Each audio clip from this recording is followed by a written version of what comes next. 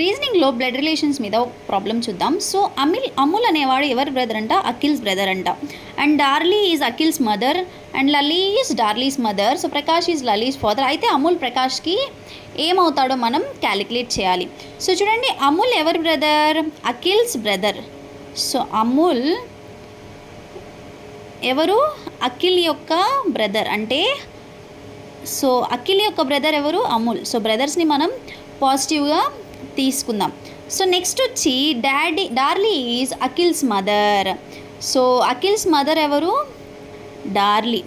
So దాన్ని మనం mothers ఫిమేల్స్ని మనం మైనస్గా తీసుకుందాం. So Lally is Darly's mother. So Lally ఎవరు? Darly's mother. So minus. So Prakash is Lally's father. So Lally's father ఎవరు? ప్రకాష్. సో ఇఫ్ మేల్ కదా, సో ప్లస్ తీసుకుందాం. అయితే అమూల్ ప్రకాష్కి ఏమవుతాడు చూడండి, ప్రకాష్ డాటర్ యొక్క సన్ బ్రదర్. అంటే ఏమవుతాడు ఇక్కడ? 3 జనరేషన్స్ ఉన్నాయి, అంటే 1 2 3. సో 3 జనరేషన్స్ ఉన్నాయి కాబట్టి సో మనం ఫస్ట్ జనరేషన్ అయితే సన్నో డాటరో అవుతారు. సో సెకండ్ జనరేషన్ అయితే సో గ్రాండ్ సన్నో గ్రాండ్ డాటర్ అవుతారు. థర్డ్ జనరేషన్ అయితే గ్రేట్ గ్రాండ్ సన్. సో ఇలా ఏంటి? Option C is correct.